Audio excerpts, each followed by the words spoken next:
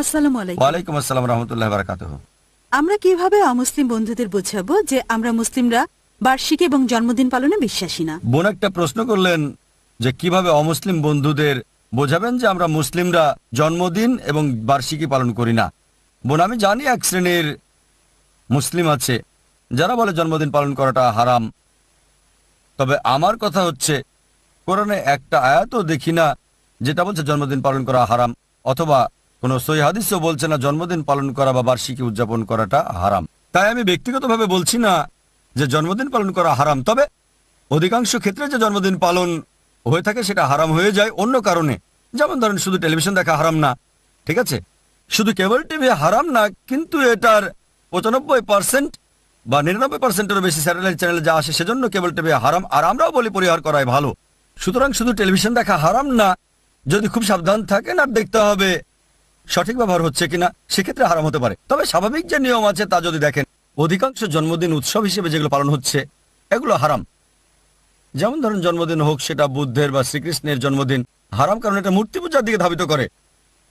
তাই জন্মদিন পালন করা হোক সেটা তথাকথিত দেবতাদের অথবা হোক সেটা নবীদের, কারণ তাদের বলবেন যে আমাদের কেবল এক আল্লাহর উপাসনা করতে হবে, আর ঈশ্বরের কোনো জন্মদিন নেই। যদি ঈশ্বরের জন্মদিন থাকে তার মানে উৎপত্তি হয়েছে, তাকে সৃষ্টি করা হয়েছে, এটা যথেষ্ট। তাই যদি কোনো বিশেষ ব্যক্তির শ্রদ্ধা দেখাতে জন্মদিন পালন করেন, এটা মূর্তি পূজার দিকে নিয়ে যায়। আর একমাত্র এই পৃথিবীতে আল্লাহ সুবহানাহু ওয়া তাআলার ইবাদত করতে হবে। এ কারণেই আমরা বলি যে কোনো ব্যক্তির জন্মদিন পালন করা, তাদের সম্মান করা, প্রত্যক্ষ বা পরোক্ষভাবে মূর্তি পূজার দিকে ধাবিত করে। হতে পারে এটা সরাসরি, যেমন যীশুখ্রিস্টের জন্মদিন পালন করা, আমরা যীশুখ্রিস্টকে ভালোবাসি, তাকে সম্মান করি, কিন্তু যখনই উদযাপন করতে শুরু করেন তাকে আপনারা ঈশ্বর বানাচ্ছেন। এটা হচ্ছে মূর্তি পূজার মতো, নেতা পূজা, যা পরে শিরকের পর্যায়ে, যা ইসলামের সবচেয়ে বড় গুনাহ। এ কারণে যে কোনো ব্যক্তির জন্মদিন পালন করা, স্মরণ রাখার জন্য সেটা হারাম, পরিষ্কার। তাই যদি বলেন কোনো নবীর জন্মদিন পালন করা বা শ্রদ্ধার জন্য কোনো ব্যক্তিত্বের, সেটা হারাম, আমি একমত। কারণ ইসলামে একটা উল্লেখযোগ্য নিয়ম আছে। ইবনে তাইমিয়ার মতে, তিনি সহিহ হাদিস থেকে বর্ণনা দিয়েছেন যে উপাসনার সাথে সংশ্লিষ্ট বিষয়গুলো হচ্ছে ইবাদত। যা কোরআন এবং সহিহ হাদিসে উল্লেখ আছে তা পালন করতে হবে, যেগুলো উল্লেখ নাই সেগুলো হারাম। যা উল্লেখ আছে তা করতে হবে। যেমন ধরেন, কিভাবে নামাজ পড়বেন, এটা বলা হয়েছে, রাফেদাইন করতে হবে, সূরা ফাতিহা পড়তে হবে। তারপর বললেন ঠিক আছে, আমি অন্য কিছু পড়বো, সূরা ফাতিহা পড়বো না। আমি নামাজে একটা হাদিস পড়বো। আমি বলবো কেন হাদিস পড়ছেন না? তবে কোনো হাদিস তো বলছে না যে পড়তে পারবেন না। তাই ইবাদতের ক্ষেত্রে যেটা বলা হয়েছে সেটাই করতে হবে, বা ক্যাটাগরির উপর নির্ভর করে বাধ্যতামূলক। তবে যা বলা হয়নি তা হারাম। আগামীকাল বলতে পারবেন না আমি এক পায়ে দাঁড়িয়ে নামাজ পড়বো, ঠিক আছে? তবে আমি যদি বলি এক পায়ে দাঁড়িয়ে নামাজ পড়বেন না, আপনি বলবেন কেন? আমাকে একটা হাদিস দেখান যেটা বলছে এক পায়ে দাঁড়াতে পারবেন না, কোরআনের একটা আয়াত দেখান যেটা বলছে এক পায়ে দাঁড়াতে পারবেন না। দেখেন, যা বলা হয়েছে তাই করতে হবে উপাসনার ক্ষেত্রে, ইবাদতের ক্ষেত্রে। তবে মামলাত, অন্যান্য বিষয় করতে পারেন ইবাদত ছাড়া। ইবাদত মানে নামাজ পড়েন, ইবাদত যেমন জাকাত, সবকিছু ব্যবসার ক্ষেত্রে। অন্যান্য দুনিয়াবী বিষয় যেগুলো ইবাদতের সাথে সরাসরি জড়িত না, যেটা হারাম বলা হয়েছে সেটা হারাম, যেটাকে হারাম বলা হয়নি সেটা হালাল, ঠিক আছে? কোরআন এবং সহিহ হাদিসে যেটাকে হারাম বলা হয়েছে সেটা হারাম, যেটা উল্লেখ করা হয়নি হতে পারে মাকরু ক্যাটাগরি, মুবাহ ক্যাটাগরি, মুস্তাহাব বা ফরজ, বা হালাল ক্যাটাগরির হতে পারে। যেমন ধরেন, কোরআন বলছে শুকর খাওয়া হারাম, মদপান করা হারাম। খাবার যেগুলো কোরআন হাদিসে হারাম বলা হয়েছে সেগুলো হারাম, অন্যান্য সব হালাল। খুব সহজ।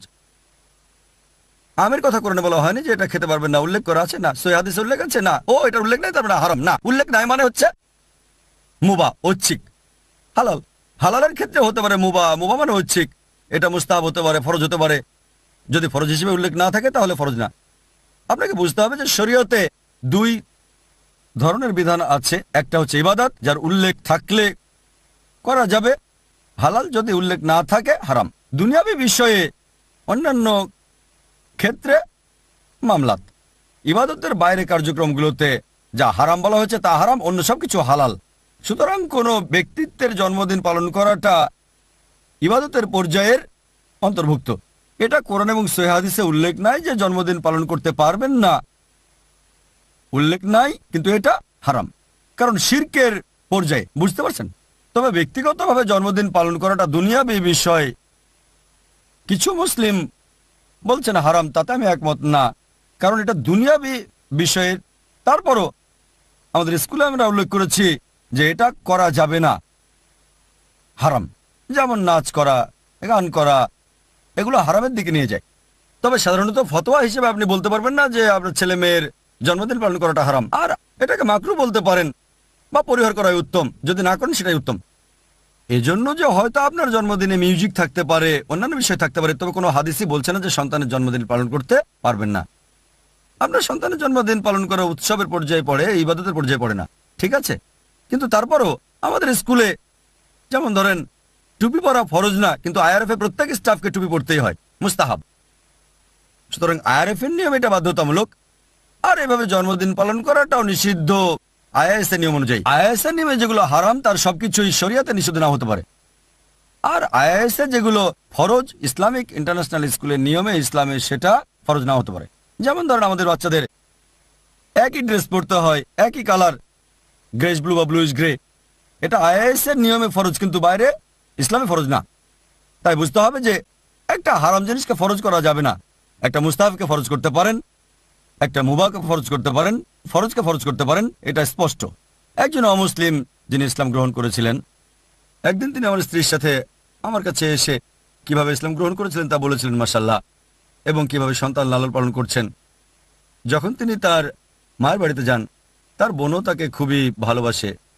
একদিন তার জন্মদিন ছিল, আর সে জানতো যে আমার বোন জন্মদিন পালন করাটা পছন্দ করে না, তাই এই উদ্দেশ্যে সেদিন কেক কাটা হয়নি। পরদিন তিনি একটা কেক আনলেন যার উপর লেখা ছিল হ্যাপি বার্থডে, আর তিনি বললেন আমি এটা খাবো না, তবে সন্তানদের বললেন তোমরা চাইলে খেতে পারো। বোনের কানে কানে বলেছিলেন যে কেক কাটা হারাম। আমি তাকে বললাম এটা হারাম না, সে খুব দুঃখ পেল। দেখেন, এই অবস্থা দেখে তিনি এক বোনের কাছে সঠিক চিত্রটা তুলে ধরতে চান হিন্দু বোনের কাছে, আর তাকে বলেছি যে তার বরং কেকটা খাওয়াই ভালো ছিল। তবে দুঃখজনকভাবে সে মনে করেছে এটা হারাম, তাই খায়নি এবং সওয়াব পাবে।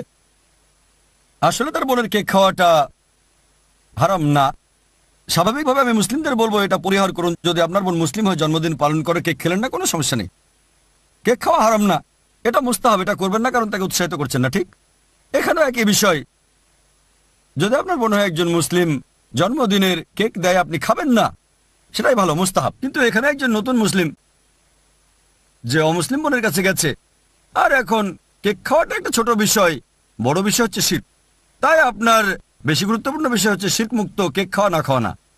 যদি যীশু খ্রিস্টের জন্মদিনের কেক বা শ্রীকৃষ্ণের জন্মদিনের কেক খেতে বলে, সে সময় না খেলে ঠিক আছে। তাই আমরা দায়ী হিসেবে আমাদেরকে শরীয়তের সীমাটা জানতে হবে। এটা আমার মতামত, অনেকে দ্বিমত করবেন। এটা আমার মত যে কোনো ব্যক্তির জন্মদিন পালন করা হারাম না, তবে আমি বলবো মাকরু বলতে পারেন, মুসলিমদের পালন করা উচিত না, ঠিক আছে? আমি যদি বলি দাঁড়িয়ে পানি পান করবেন না, কিন্তু দাঁড়িয়ে পানি পান করাটা তো হারাম না, মাকরু। বোন যখন অমুসলিমদের সাথে কথা বলবেন, জন্মদিন পালনের ইস্যু নিয়ে কথা বলবেন না, এগুলো ছোট বিষয়। হ্যাঁ, নবীদের বড় ব্যক্তিত্বের জন্মদিন, সেক্ষেত্রে যুক্তিসঙ্গত কারণ দেখাতে পারেন, যা আগে আমি আমার উত্তরের অংশ হিসেবে বলেছি। তবে কারো ব্যক্তিগত জন্মদিন সেটা ছোট বিষয়। হ্যাঁ, আপনি বলতে পারেন তোমাদের জন্মদিন উৎসবে মিউজিক থাকে, ডান্সিং থাকে, লোকজন নোংরা কাপড় পরে, এগুলো তুলে ধরবেন। কেবল ছোট একটা বিষয় তুলে আনবেন না। মুসলিম হিসেবে আপনি অমুসলিমকে দাওয়া দিচ্ছেন, গুরুত্বপূর্ণ বিষয়গুলো তাকে বোঝানোর চেষ্টা করেন, অথবা যে বিষয়গুলো ছোট কিন্তু খুবই ন্যায়সঙ্গত, যুক্তিসঙ্গত, যেগুলো আসল বিষয়টা বোঝার ব্যাপারে সাহায্য করবে, যেমন মদ পান না করা, এগুলো ছোট বিষয় যা দিয়ে লোকজন ইসলামকে আক্রমণ করে। একজন পুরুষ একাধিক বিয়ে করতে পারে, এটা কোনো বড় বিষয় না, কিন্তু এটা অনেক সময় অমুসলিমের মনে বাধা সৃষ্টি করতে পারে। তাই মাকড়সা জাল পরিষ্কার করেন, বুঝতে পারছেন? তাই যদি এভাবে দাওয়া দেন, ইনশাল্লাহ বোন আপনি সফল হবেন। আশা করি উত্তরটা পেয়েছেন।